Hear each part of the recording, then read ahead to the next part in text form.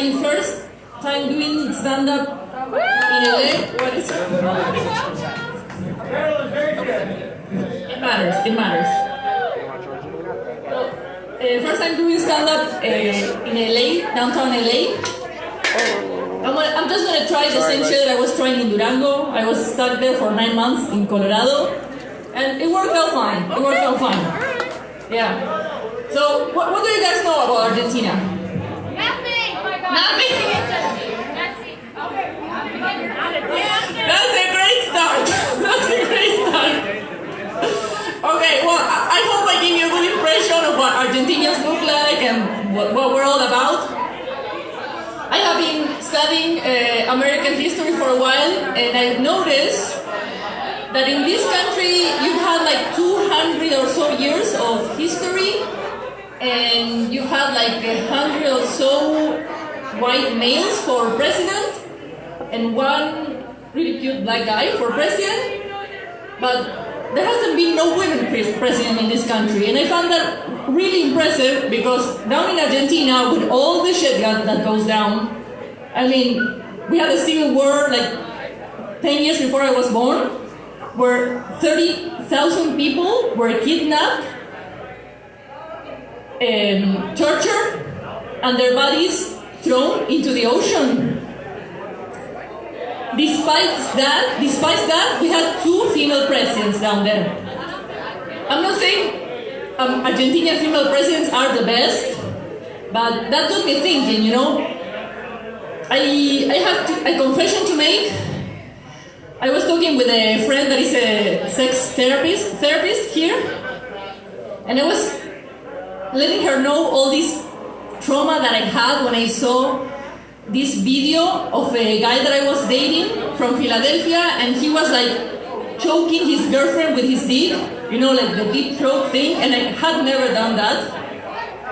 And it really got me thinking, so these American women can take dick like they're fracking on their faces, but they cannot get to president.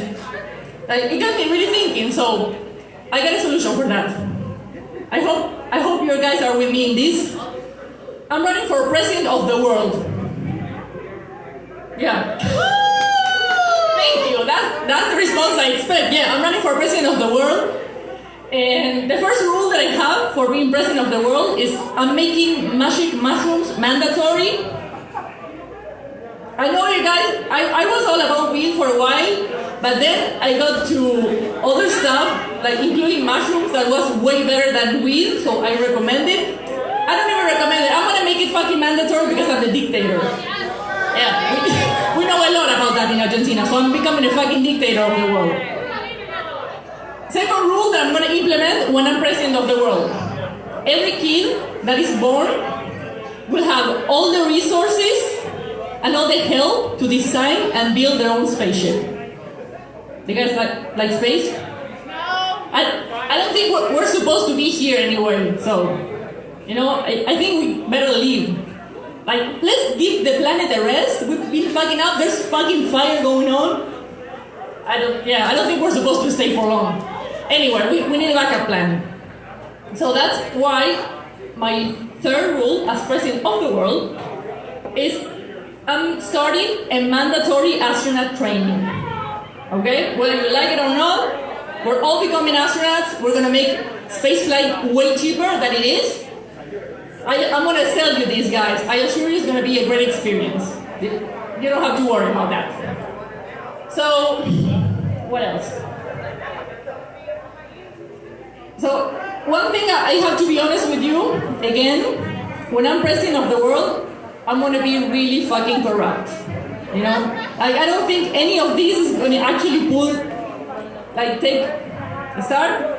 So, but that's a secret between you and me. It's a confession. I'm sure it's not going to leave this room. I'm sure. So, well, if you are wondering where the president of the world character began, well, I'm gonna tell you about the beginnings of the president of the world. It all started in my father's right ball. We were all sperm at one point, you know, and I was hanging out there with my sperm buddies, just chilling. we heard that on the other bowl they had air conditioning, because that's the one that dropped. So, and we were hanging out there. And if you guys think this fucking pandemic was hard, you have to be there at my father's bowl, on the right one. We were hanging out there with my sperm buddies, and all of a sudden, everybody started leaving the fuck out of the bowl. We had no idea where to go, but I didn't know where we were going. But I was there, and I think, okay, if everyone is leaving this fucking bowl, I might as well go with the flow. So all of a sudden it hit me. I have to survive this fucking pandemic. We're leaving my father's bowl. I gotta shake my tail like there's no fucking tomorrow. And I made it. On the horizon, I saw my mom's egg. It was so full of protein. Like, it was a really nice promise. And I told myself, I gotta fucking crush that egg. Which I did. And, well, to be honest with you, again, I stayed there for fucking 9 months without paying rent, eating all the food, and she fucking let me stay there. So I'm grateful for my mom. Yeah, she let most of us we had a great beginning. Well, right after the race, we were like floating out of our father's penises. We had a place to crash for fucking 9 months. But all good things come to an end. So eventually, after 9 months, I was like pulled out of that apartment. I got fat. I started kicking because I need to get out of there. I was 9 months without paying rent and eating all the shit that I found. I was getting really big, so I started kicking, started hitting with my head, and eventually I got out of my mother's womb. I wish there had been some music or something nice to hear, but whatever. I'm already here, so might as well vote for me. Please vote for me. Thank you. All right, hey, thank you very much. The Libertarian candidate is also a woman. You can vote for her, Jo Jorgensen. You actually look like Jo Jorgensen a little bit, except you're much hotter. Libertarian Party.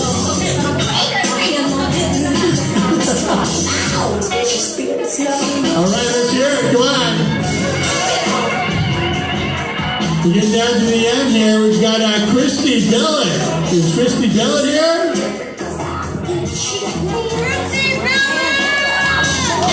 Come on up, Christy. Yeah, come on, make some noise.